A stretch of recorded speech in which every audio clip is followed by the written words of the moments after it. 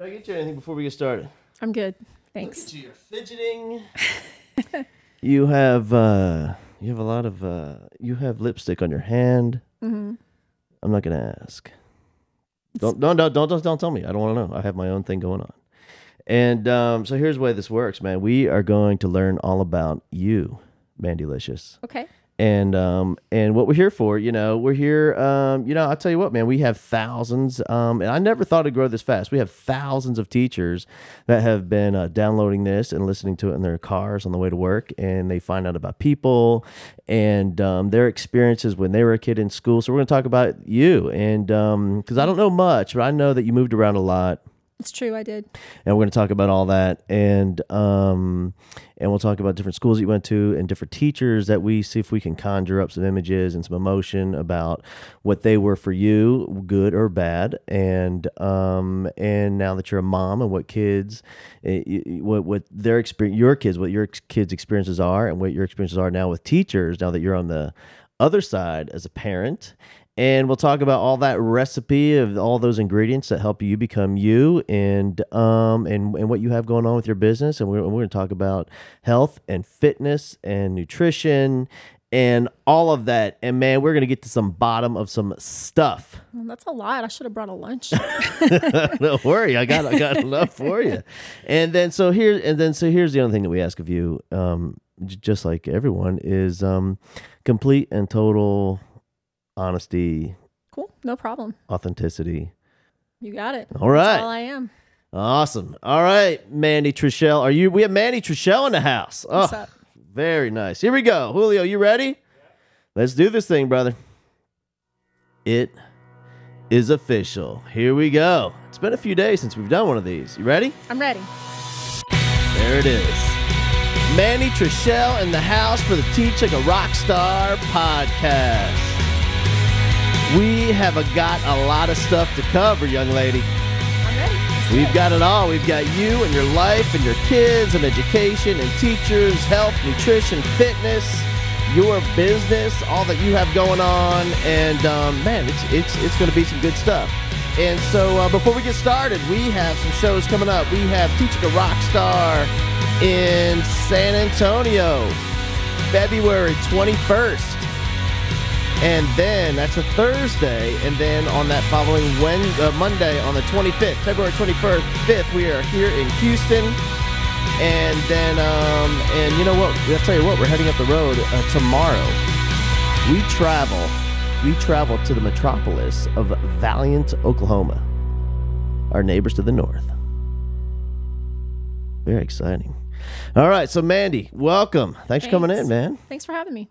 Absolutely. So you are by far one of the more interesting people that I've met in my rounds here in Houston. Well, thanks, man. Yeah, and that's why I asked you to come in, because not only are you interesting, but I think what we're going to find out today is that you have had timeline from you through childhood and all through adolescence and into your young adulthood, and now that you're approaching middle age. Stop. That I don't know what you're talking about. Right, that there's going to be some interesting things that we'll discover that has led you to become who you are and all that you have to offer to the world.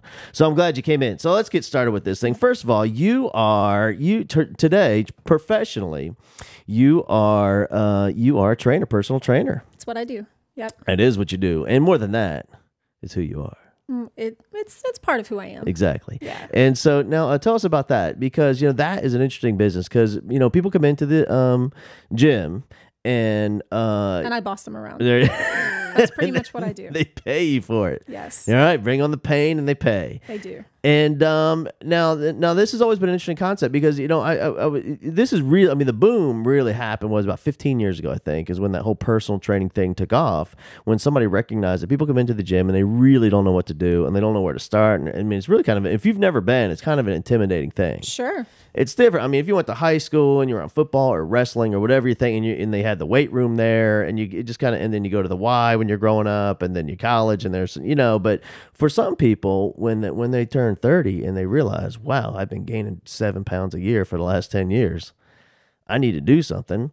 and they show up at the gym and they walk in and it is like crazy intimidating. It's a little scary. It was a little scary for me. I'm not someone who knew what the inside of a gym looked like before I became a personal trainer. So I think one of my gifts is that I can really relate to people who walk in and they have no idea where to start, what to do. I only walked into a gym for the first time in my life when I was 29. Really? So, Now, I've seen some before pictures of you. Yeah. Post. I thought that I'd burned all those. I saw one on the Facebook. There's that one. Have you heard of Facebook?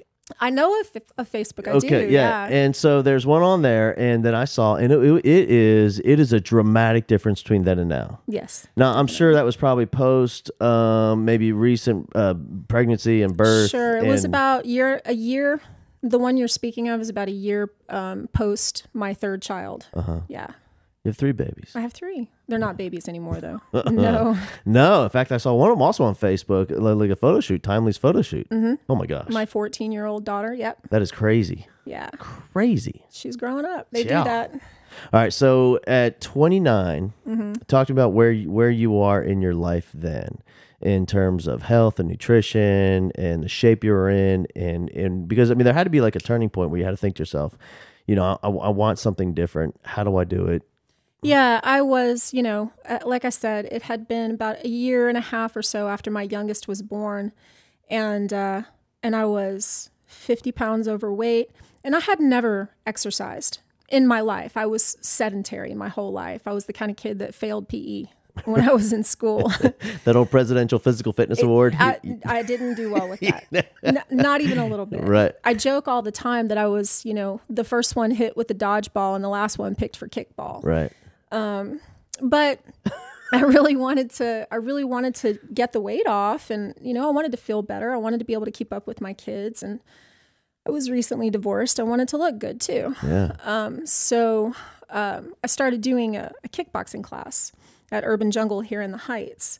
And it was really challenging, but I just had the focus. I decided to do it.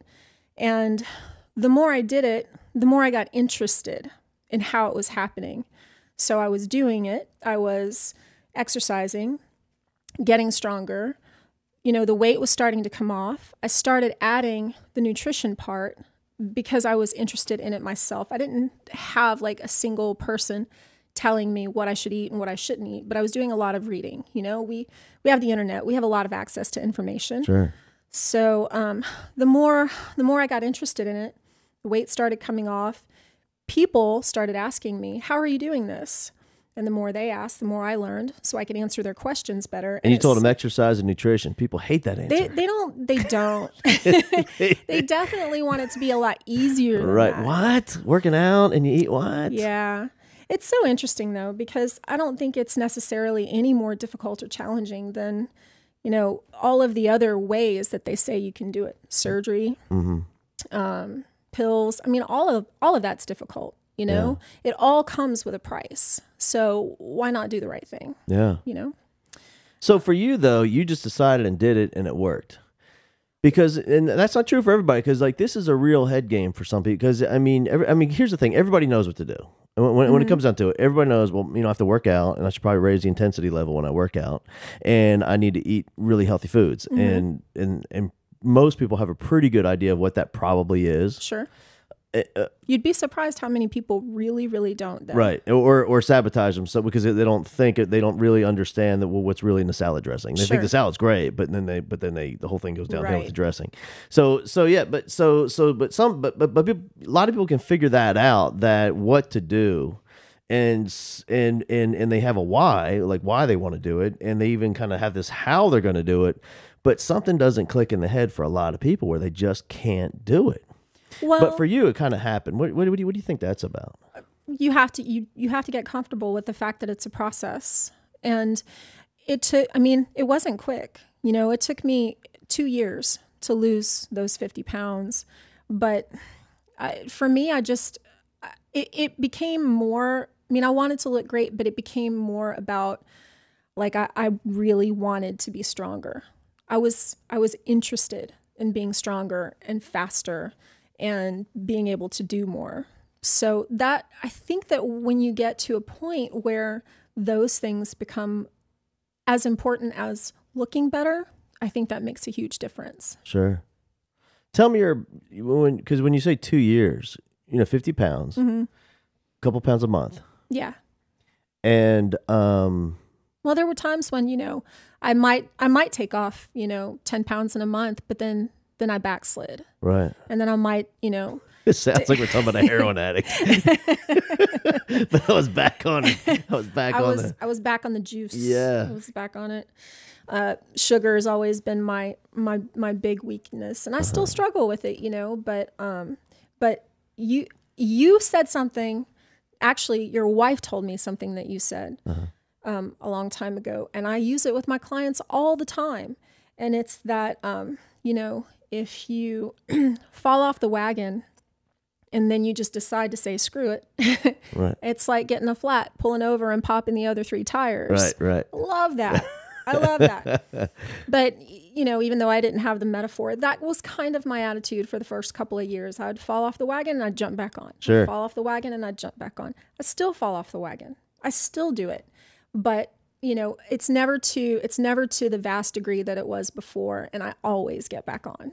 So for those 50 pounds, let me ask your opinion about shows like The Biggest Loser, where they'll have, every week, some of these people are dropping 12, 13, 14, 17, 21 pounds in a week, Mm-hmm. Now, granted, they have the chef there, they have around the clock training, and but do you think that for your clients, and not you, I don't know if this comes up, but for people, do you find that that's like a motivator, or is that just frustrating? Like, oh, I'm working so hard and it's taking me a month to lose 2 pounds, and they're doing. Yeah.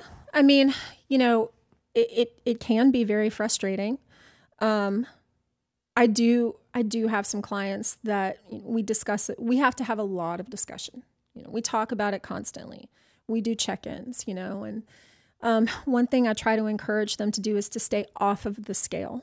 Yeah. Just don't get on it. Just don't do it. Like we'll get on the scale, but we'll do it every 6 weeks or 8 weeks. We're not going to get on the scale every day. I want you to pay attention to how you feel. How are your clothes fitting is a big one. And if I can just get people to stay off that scale, they're going to feel a lot better about their progress. Yeah, I agree. And and I think, when that's probably the third thing, in my list that I've discovered when you're just talking with people, at the gym or whatever, in terms of health and nutrition and fitness, that I think people are really confused about is body weight but what the consistency of that weight is between fat and muscle. And they really don't understand that you should, if you're dropping body fat and gaining muscle, you might gain some weight. You might not lose any weight. You might stay at the same weight. Yeah, right, exactly. For, a considerable amount of time, and you actually might gain weight. But again, how do you feel? Are you able to fit into some jeans that you haven't been able to fit into in a long time? Right. How do you look when you look in the mirror? Those things are far more important. Body fat percentage, is something that I try to focus on with my clients, not so much on your weight. Yeah, everything. Yeah. Everything's a percentage, man. And then also, I know, for me, I work with Keith Klein he helps me with my nutrition and stuff. And it's all about, it's measuring, and then the aesthetics that you can create with proportion and, the width of shoulders versus waist, and it's all pinching and measuring. And that component of the body weight is just one factor of all the variables, Absolutely. So you mentioned sugar. Let's talk about that for a second. So it's that one of my favorite things. Yeah, your kryptonite, man. It is. And so I hear this thing, like if you go to the bookstore, not that there's bookstores anymore, but if there were bookstores left, and if you could go to one. I know one. Yeah, I know, me too. And we won't tell anybody. I don't think anybody knows.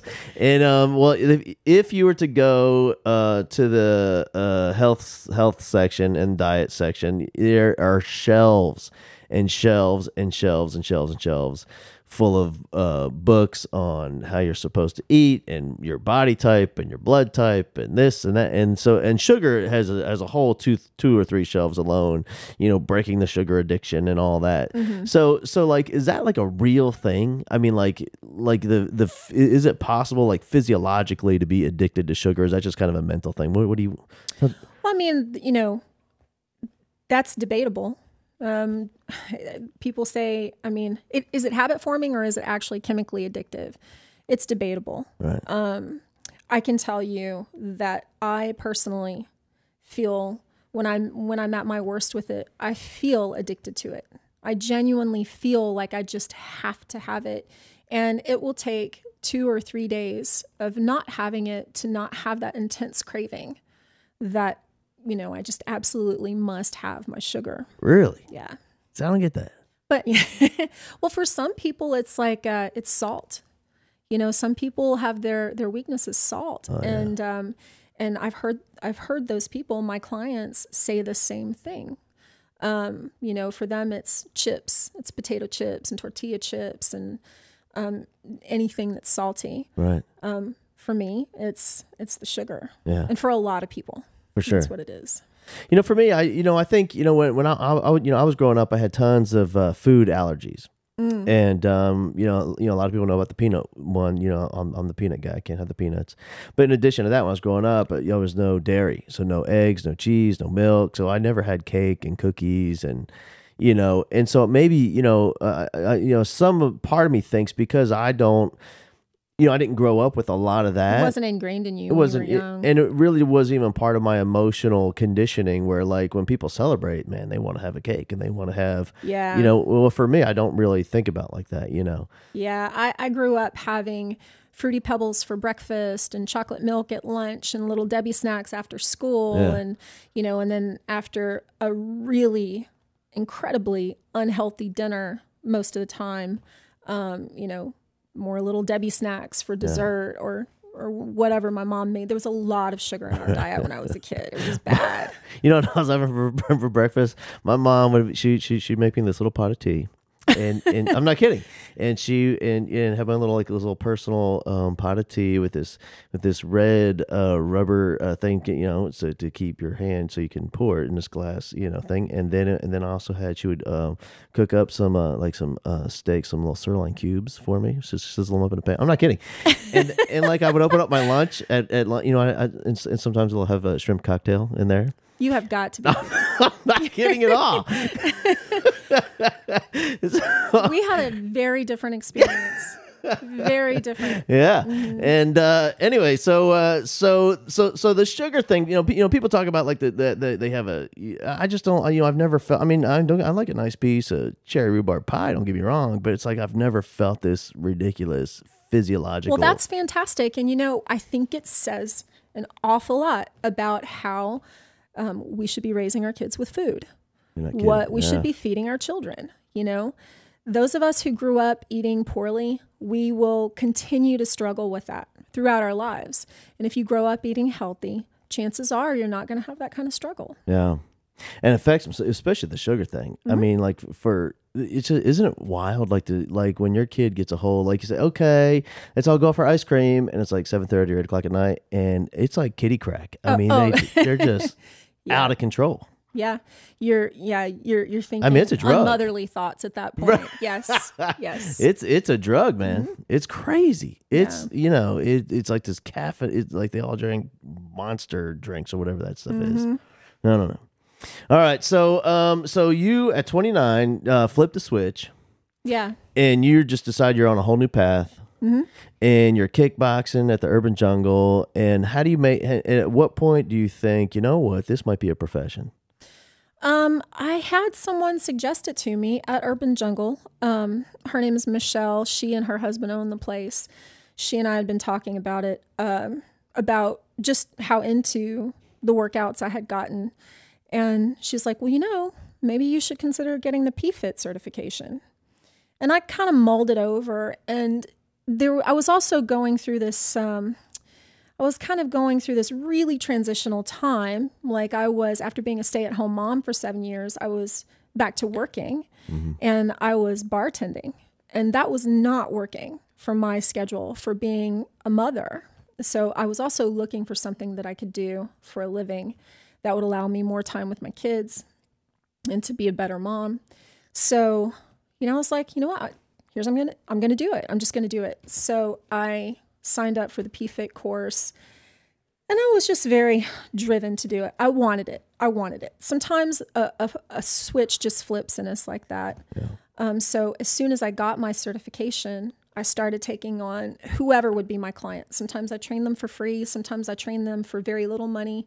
But it only took about 2 years of bartending and training at the same time before I was able to finally give up my last bartending shift and go to training full time. Right. So you're the folks that you're training now, because I see at the gym with your clients, and these have become part of your groups of friends and family, and because you get to know them, for some people, this is like their deepest emotional thing they're trying to overcome. Yeah. There's the running joke that we're more therapists than trainer. Right. Yeah. And in a lot of ways we are. But I feel very connected to my clients.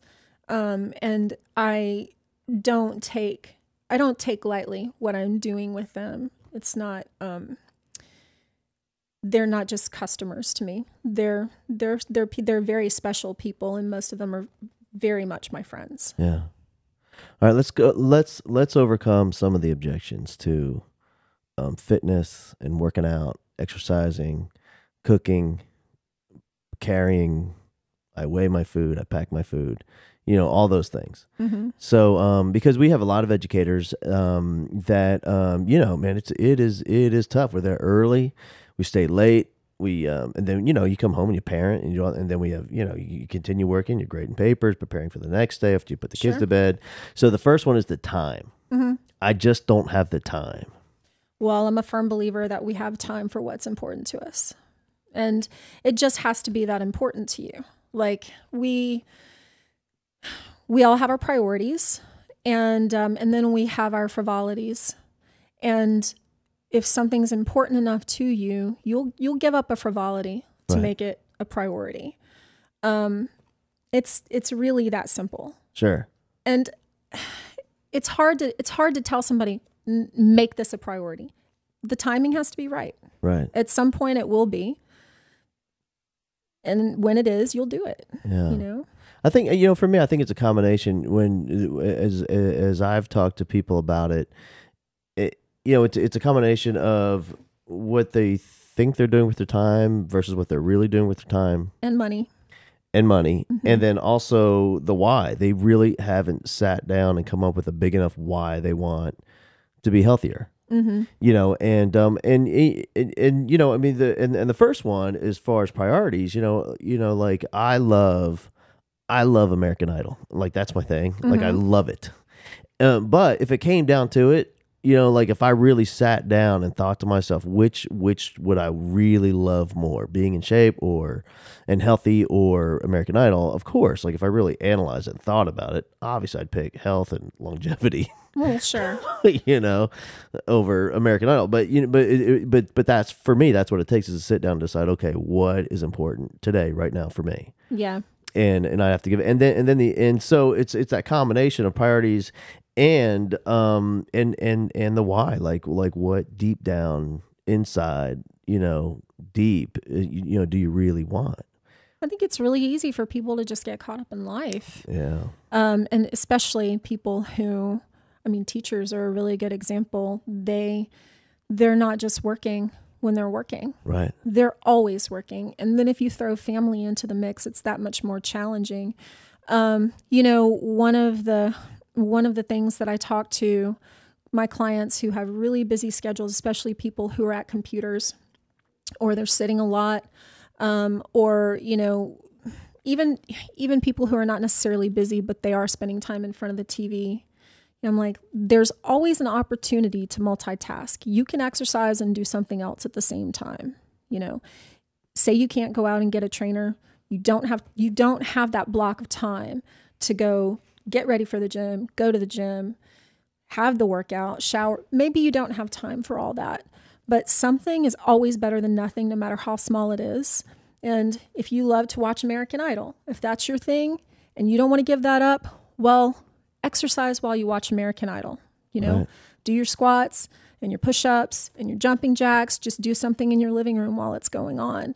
There's always an opportunity to get some exercise in. It's always there. Yeah.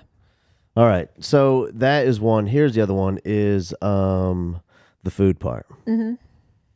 You know, I don't have, you know, I just don't have time to cook my food and take it with me in my breakfast. I don't have time, and I'll just stop on the way. And my lunch, I'll just buy it at school, and then I'll cook dinner. Well, the interesting thing is there are healthy options almost everywhere you go these days. Yeah. I mean, if you have to stop at McDonald's on the way to work, if that's what you have to do. McNuggets are healthy. McNuggets are not healthy. Oh, darn it. Sorry. That's so disappointing. But McDonald's now has oatmeal, Yeah. you know, and they have salads. And you can say that about any other fast food restaurant, any grocery store. Instead of stopping at McDonald's, stop at Kroger or Randall's or whatever. Stop at the grocery store. And they have salads already packed to go, Right. even with grilled chicken on them. And I totally understand. I'm a single mother of 3. I'm self-employed. I co-direct a nonprofit. I'm really, really busy. And I do a lot of convenience foods, even for my kids. But they're healthy convenience foods. It's totally possible to live that way, to have to be on the go and pick things up and still eat healthy. Sure. It's not 1980. You know, it's not that you walk out the door and there's nothing but cheeseburgers out there to be had. There's plenty of options. Yeah, yeah. And also, you know, when I'll ask people, well, are you cooking dinner? And I'll say, yeah. I'll say, well, there you go. Just cook 3 times as much. And there's that too. That's actually a great point. I mean, if you're already cooking, if you're cooking, you know, 4 chicken breasts, it takes the same amount of time to cook 14. 12, yeah. Yeah. You know, chop them up, put them in a bag, and take them the next day. Sure. Yeah. All right. So we have the food and we have time, and then tell me some other. I think the other one is I just don't know what to do. Like, I don't know where to start. I'm overwhelmed by the whole idea, and I think it's just like anything, you know, where, like, you know, kind of the the metaphor, the analogy that I use, you know, I would say, you know, if a pizza, if you ordered a pizza and a pizza came to the door, and you open it up to go eat the pizza, and you realize it hasn't yet been sliced. Mm-hmm. It's still this huge piece. Well, what would you do? Would you pick up and try to eat that? No, I'd get some scissors or a knife and cut that thing up. Exactly. Mm-hmm. So we have to cut up, like, what's something small that somebody, because if you think about, I've got 50 pounds to lose, or I've got 30 pounds to lose, I mean, that's like a monumental undertaking. I mean, like, where do I start? Well, I think that a great place to start is, even if you know you're not going to be able to commit time to go see a trainer twice a week, 3 times a week, whatever, just call the gym that's closest to your house and say, here's my situation. I'm not going to have time for all this, but I want to meet with a trainer once, and I want them to give me some ideas and tell me where to start. Right.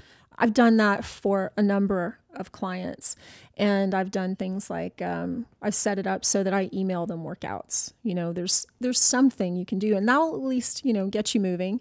It's a small step. You know, there's also a lot of information online. Yeah. Get on Google, find out. You know, I mean, you can get a videotape, you can get a book, you can watch some YouTube videos, but I mean, I'm a big fan. Get some professional advice. Yeah, for sure. It's going to make a huge difference. Yeah. Because, I mean, what we're talking about, you know, I'm not saying it's easy, but it's pretty simple. Yeah. I think that's a great way of putting it. It doesn't have to be nearly as complicated as people think it is. No, not at all. And I think if if people can just, you know, take that first step, like you say, you know, call a gym, hey, give me somebody, and most of them will give you a free or 1 or 2 or even 3. I know some gyms you get like 5 sessions, you know, just for signing up. Well, there you go. There's 5 routines you can do. Sure. Mix in some cardio and you're good to go. I mean, Yeah. And these days we have like Groupon and Yeah, all exactly. all that sort of thing. Like just jump on it. Just start somewhere. Just Right. just jump in. That's all you got to do. All right, so here's the other thing, and so that might be for the exercise. How about nutritionally? And like we talked about at the very beginning, is people have, it's so confusing. Like there's thousands of books, thousands, and everything from like the paleo thing to the vegan thing to just opposite ends of the spectrum, and then so I mean, like where do you know of a good resource, a good basic fundamental some materials or something where people can go and get some good information? I could tell you, what I like my preference for dietary advice. And here's the thing: we all know you get there as many people there are. That's how many. There are different ways to exactly. do it. I'll just say this before I give any kind of any reference in particular. Really, any of those will work. If it's different than what you've already been doing, you can just pick. You can like close your eyes, go to the bookshelf, put your finger out, Right. find one, and it will work if it's different than what you've been doing. Right. So, don't think that you have to absolutely 100% make this, definitive call on this is the diet for me. Yeah. A lot of it's just common sense. My thing is, if you just want the simplest advice ever, cut your calories and eat whole foods. Don't eat processed foods and cut your calories. It's really, really simple. Vegetables, lean meats, fruits, nuts, seeds, whole grains. And there you have it. Lower calories. I think personally that we consume way too many carbs. Mm-hmm. We don't need all the bread, the pasta, the bagels, the tortillas. Like we just consume so many carbs. And when you cut at least half of those out, you're going to start dropping weight. It's really unnecessary calories. Protein is really important. I personally am pescatarian. I haven't even eaten meat, red meat or pork or chicken. That's a Presbyterian? It's Presbyterian. Since I was 20 years or so. Uh-huh. But I don't think that that's necessarily the right way for everybody to eat. I advise my clients all the time to have lean proteins like lean beef and chicken and whatnot in their diets. Yeah. That might be what fits their lifestyle better. So all that said, I genuinely think paleo is the way to go. Yeah. So you like it? I like it. I think it works. I think it's a healthy way to live. Unprocessed foods, lots of vegetables, lean proteins. You really can't go wrong with it. Right. And then, and so people that are interested in having some carbs in their diet, what would you recommend? Well, some sweet potatoes. You like the whole foods, right? Yeah, absolutely. Sweet potatoes are great. New potatoes are really good. Nuts, seeds are, nice and carby. Quinoa. I'm a big fan of the quinoa. I think it's delicious. Underrated. Totally underrated. Even my kids who've been eating healthy their whole life, they're like, "Oh, I need quinoa, Mom." The quinoa is good. Have some quinoa, and it's full of protein too. But yeah, I'm not a big fan of anything that has flour in it. I just don't think we need it. For sure. Yeah. And I think people really underestimate how many, if you're eating whole foods, how many, and let's say, like for me, I try to shovel in about 3,000-ish calories a day. Mm-hmm. But that is a huge amount of food when it's clean. Like if you're eating steamed broccoli and clean rice or sweet potatoes and lean chicken, that's mountains of food all day long. But you know what? I could do the same thing in one meal. Oh, sure. Over at McDonald's fast within 12 minutes. Yeah. I mean, you can have a donut or you can have a big plate of chicken breast and broccoli and red bell pepper and quinoa. Yeah. and you have the same amount of calories there. Right. All right, good. All right, let's backtrack. Let's backtrack all the way back to Fruity Pebbles. Fruity Pebbles. All right. So you're growing up, and you mentioned that you moved around, and I want to ask you, first of all, you moved around. No, how come you moved around so much? My mom's husband, my stepfather, worked for Brown and Root. So we moved wherever the jobs were. He would work, the job would be over, and we'd move again. All right. So was he some sort of a project manager? Or he was a welder. Welder. There you go. And so if you had to guesstimate how many schools you went to in your K through 12. By the time I graduated from high school, I had probably been to about 30 different 30 schools. Yeah.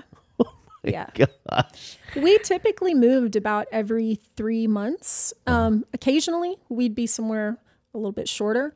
And occasionally, we'd be somewhere a little bit longer, 6 months or maybe even 9 months. There were a couple of times where we lived somewhere like a whole year, but most of the time, it was very short. All right, and so because of that, and I've had those kids. Lots of them have come through my classroom, and typically they're one extreme or the other. One, they just really kind of shut down with building relationships.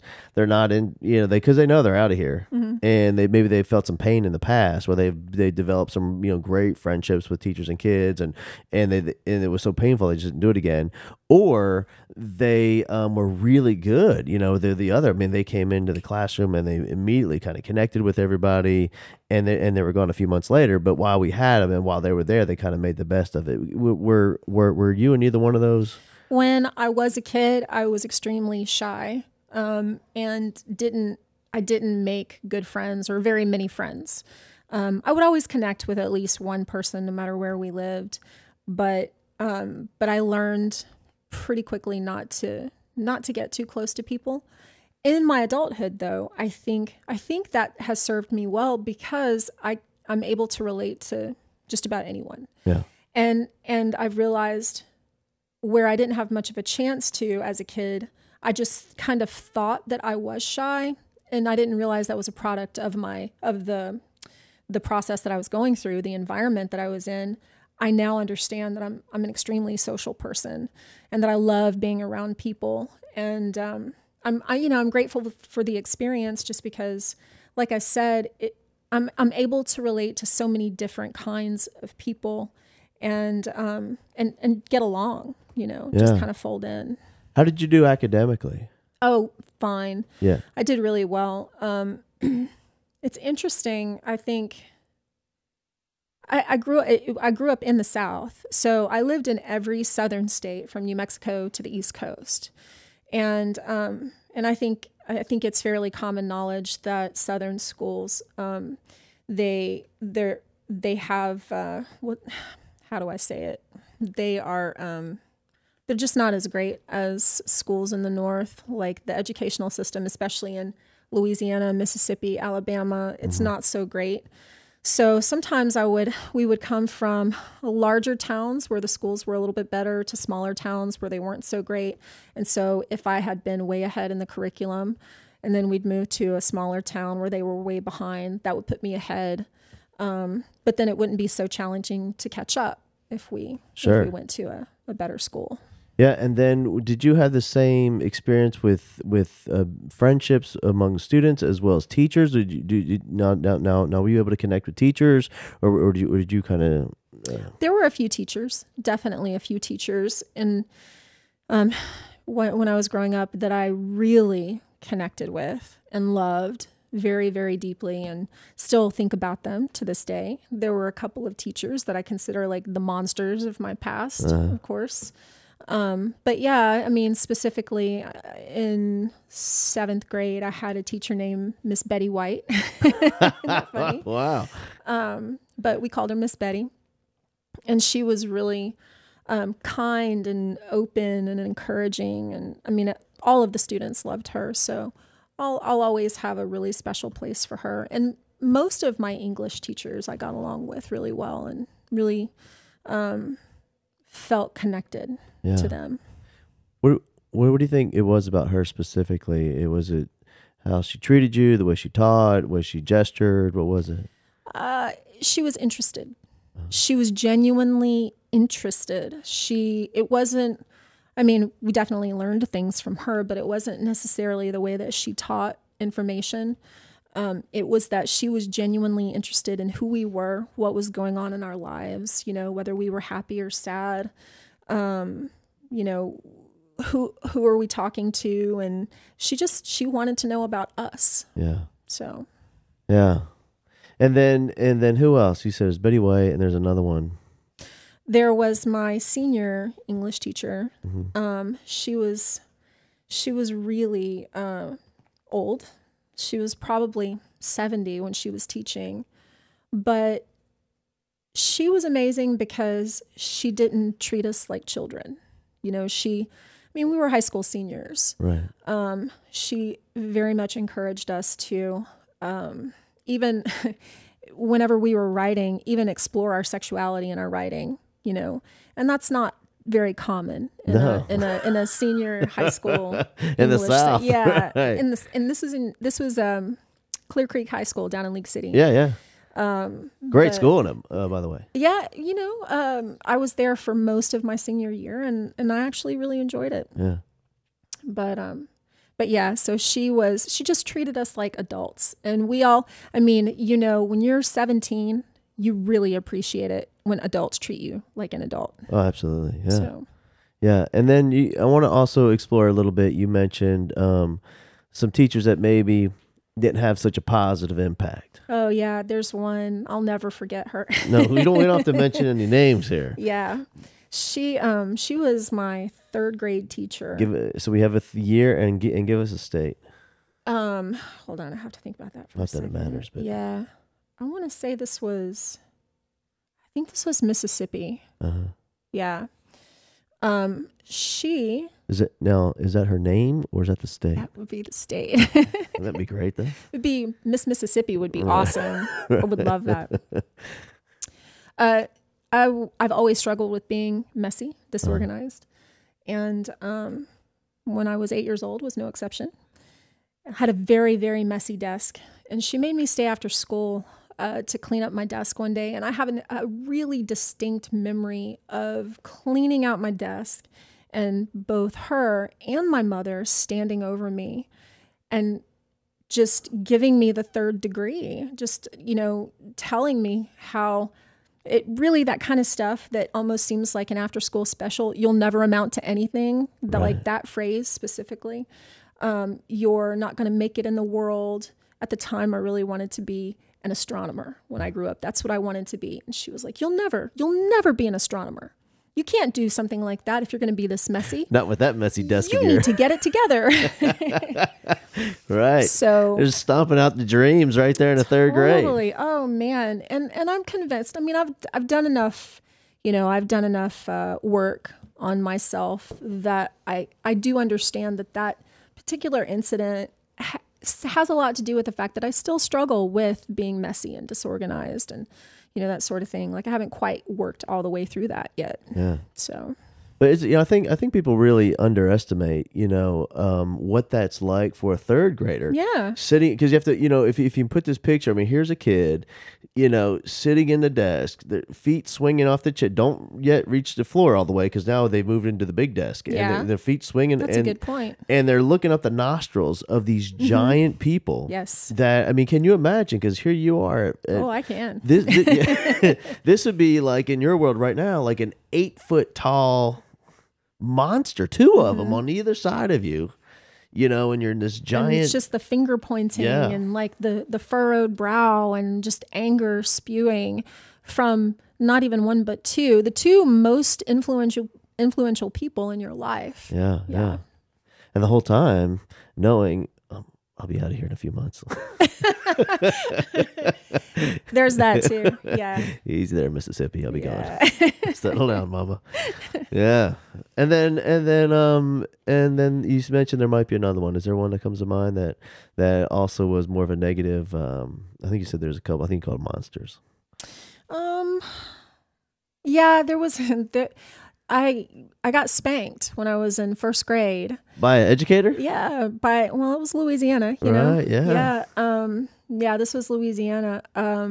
I got in trouble for pushing someone when we were playing tag, although we were playing tag, you know, I didn't hurt anyone, but full contact, baby. Yeah, that person wanted to get me in trouble, so I got spanked in front of the class. Really? Like in front of the class. And I just, you know, it was so shaming. It was terribly shaming.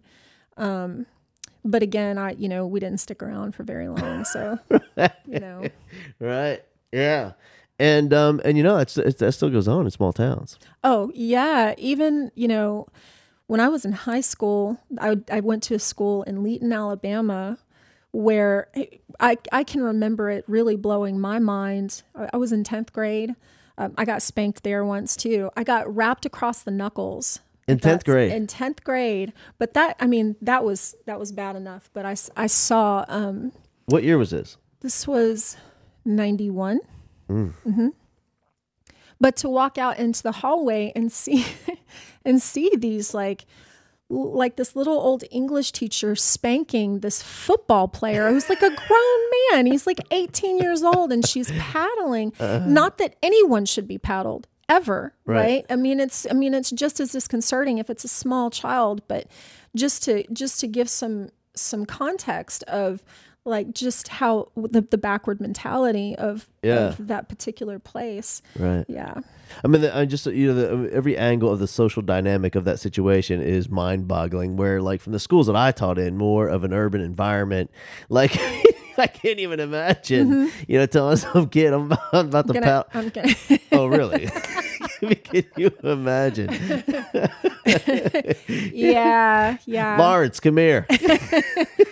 Let me get my jacket. Right. I don't think he's going to go down with Lawrence. Yeah. Yeah, man. But you know, and that stuff, it's still, you know, in fact, a friend of mine who recently was hired as a head football coach at a small town. And he's a young guy, and we were emailing back and forth, and he found out once he moved to this town, you know, first day of school this year, they sent him a couple kids from the elementary school, and with notes about, you know, like discipline referral notes, and he's a football coach at the high school, and you know, it's a small town, so it's all on the same campus. He's like, you know, hang on, guys, and calls down to the elementary. Hey, I got these kids here. They have discipline referrals.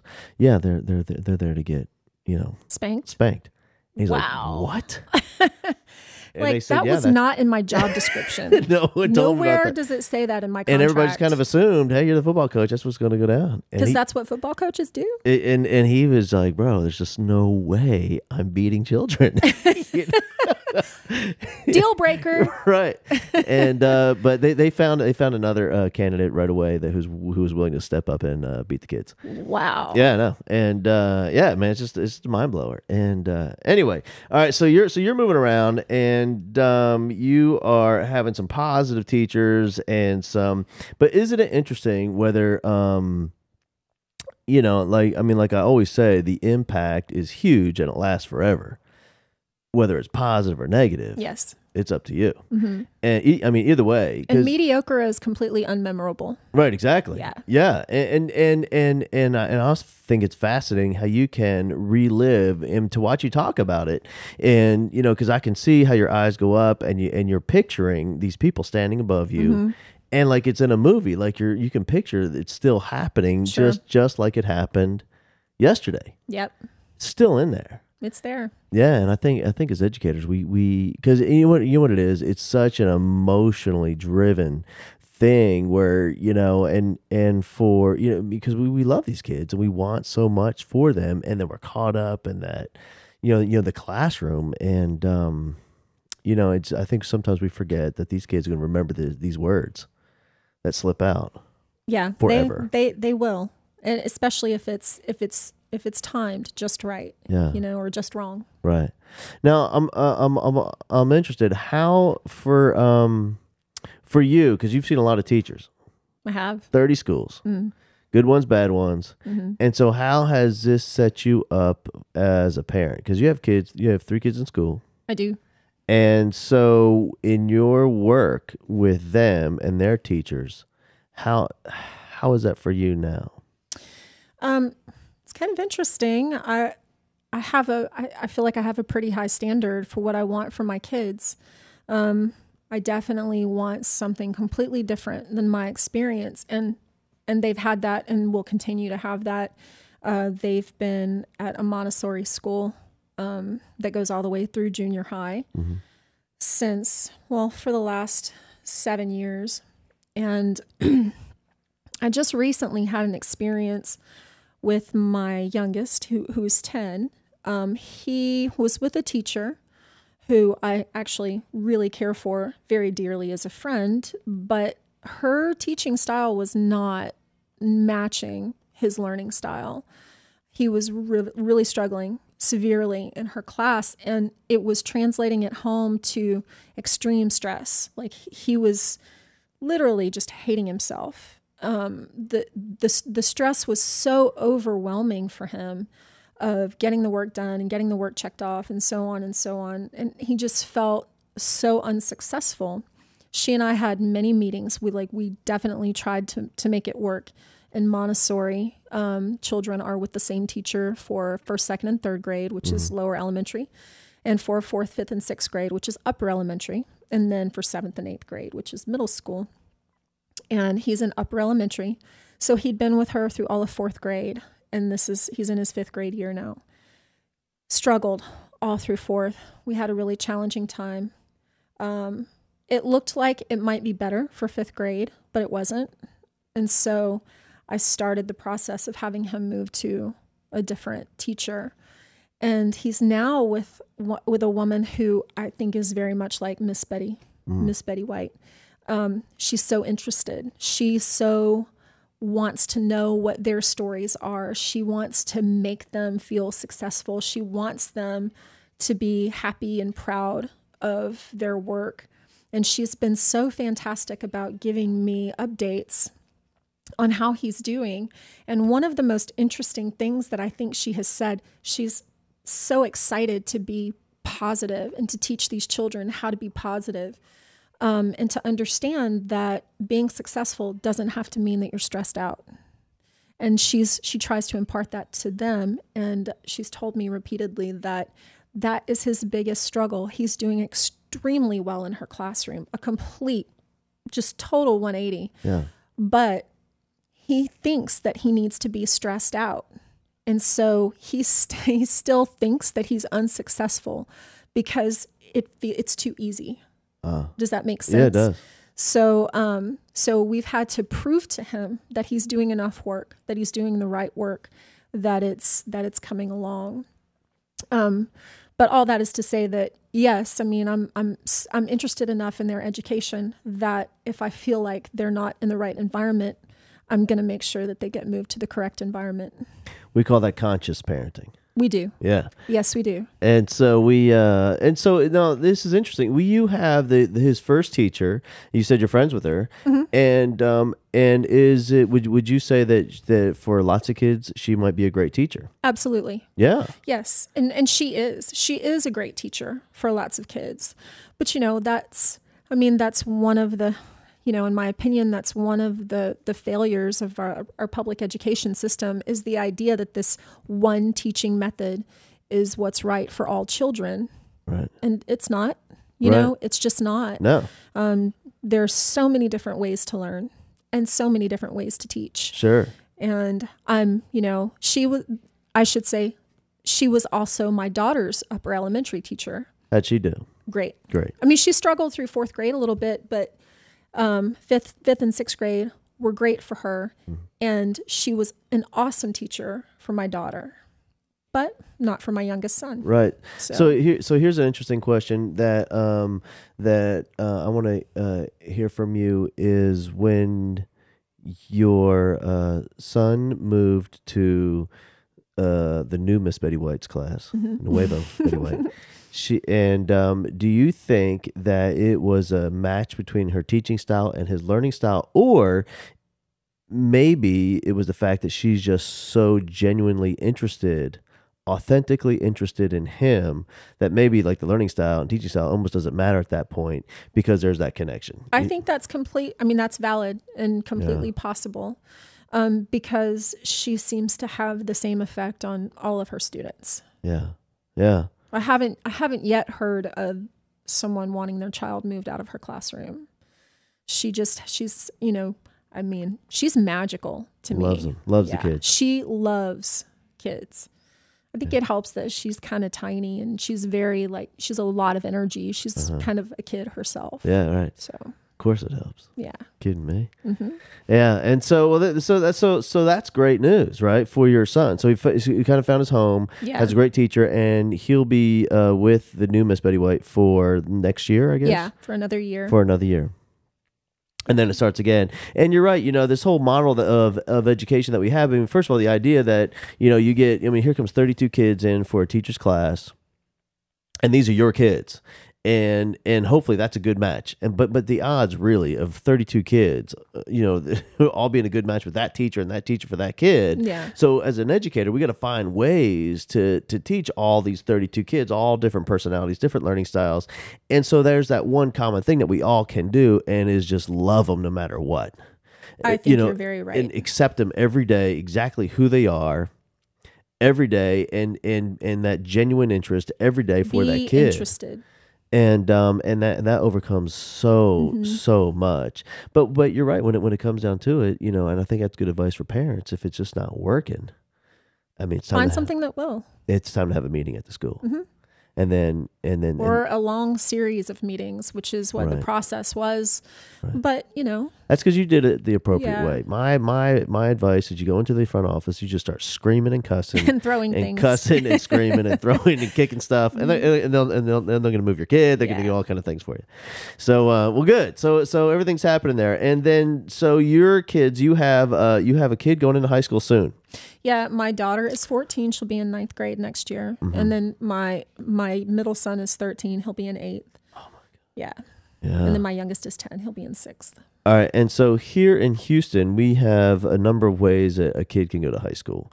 Yeah, it's so weird. Talk to me, because I haven't researched this. There's they can go wherever they want almost. Pretty much. When I was a kid and it was time to go to high school, you just went to high school. Because it was that one right there. It's that one. It's the right one by your closest house. to your house. Yeah. That's the high school you go to. But here in Houston and other big metropolitan cities, you have magnet schools. So it's really it's great practice for applying for college. You apply to these different schools. My daughter she's been involved in musical theater her whole life, most of her life, I should say. So she's applied to the high school for performing and visual arts, as well as Carnegie Vanguard and the Houston Academy for International Studies. So she has these different options, and they're all fantastic schools. HSPVA they have an audition system, and you can choose 2 focuses to audition for. You go in, you audition, you hope that you get a call back, you go in, you audition again, and then maybe you'll get chosen. So, and in that process, and which, by the way, the HSPVA, the High School for the Performing and Visual Arts, very few people know, the football team is undefeated, never has lost a game. Ever. I had no idea. Yeah, see that? I did know that's where your wife went to school. Right. Well, they don't have a football team. That's why they're undefeated. And then, so they have a huge cheerleading squad, and the dance team, unbelievable. The band, amazing. Yes. There's just no football team. And it's the kind of football game I like anyway. Exactly. And so so for that situation, I'm interested to know, have you discovered that they're looking for a variety of kids, or are they just ranking them on skill level and ability to play their bassoon or whatever they're going, and they're just taking the best 3 kids, or are they trying to get a mix of different kids from different populations? Well, we're in the middle of that process right now. Yeah. So I don't feel like I can adequately answer that question. My daughter has had her theater audition and a dance audition.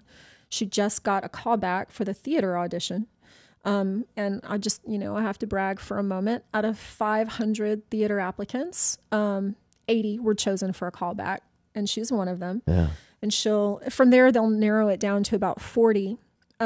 So, it's hard to say. Like, I don't know if they're looking specifically for kids who are, more wet behind the ears and have lots of potential, or if they want someone who's incredibly skilled and incredibly talented. I've heard that they want a mix, that they really want kids who are just genuinely excited to be there, but that have also been doing what their focus is for a little while. Yeah. It's an amazing place. Ridiculous talent. There's some really interesting people that come out of there. All of the people that I know that graduated from HSPVA are doing amazing things with their lives. Things, all of them. My wife went there, and a friend of ours we're going to have on the show, his name is Jay Alexander. He went there. He's a famous magician.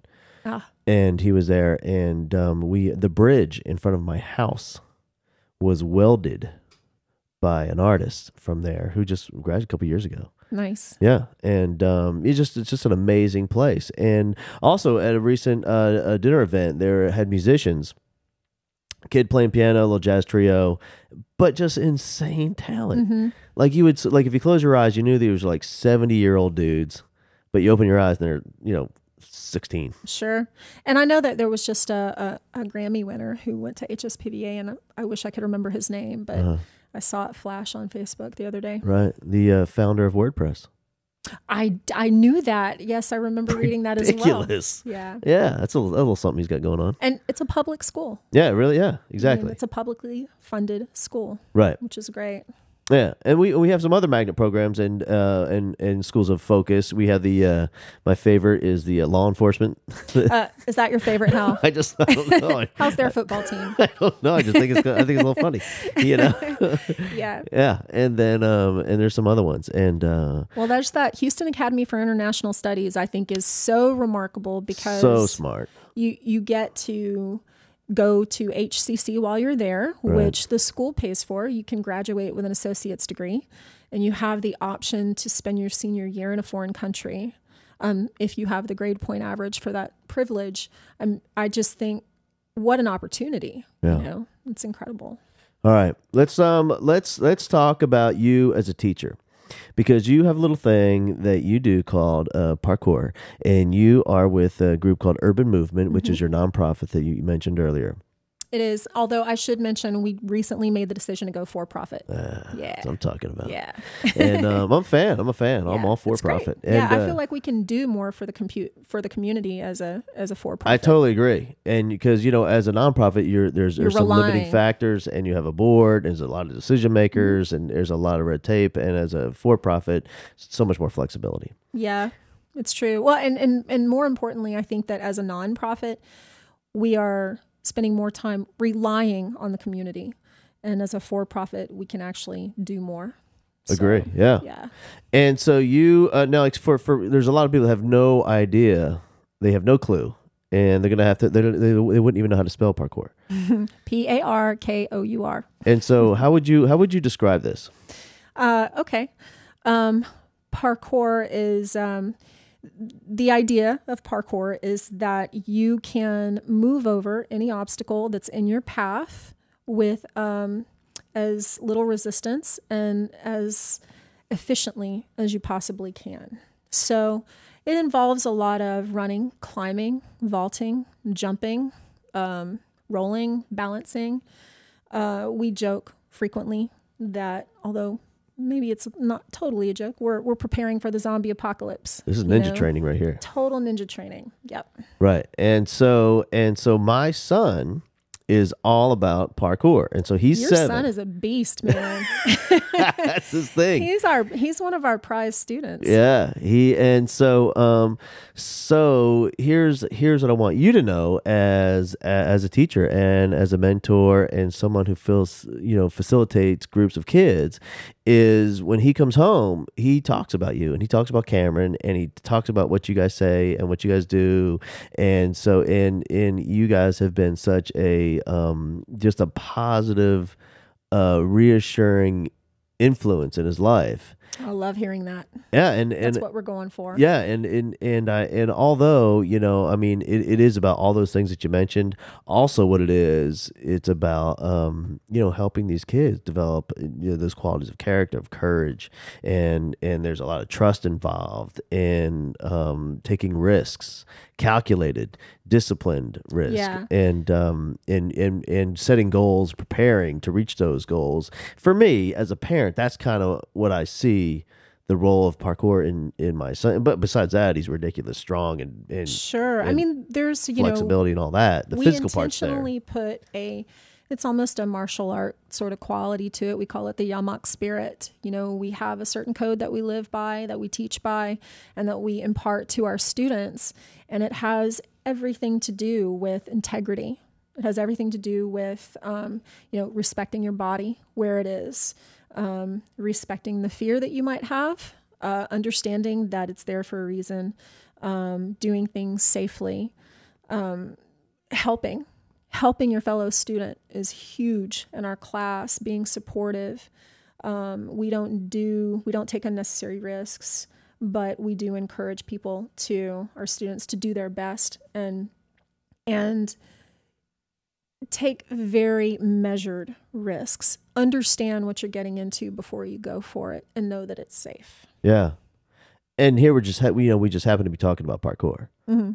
Yeah, just happen to be. But these rules or these ideas are applicable in life. Yeah, that's why I love it. Absolutely. Yeah, because, you know, now it makes sense. You know, he's 7.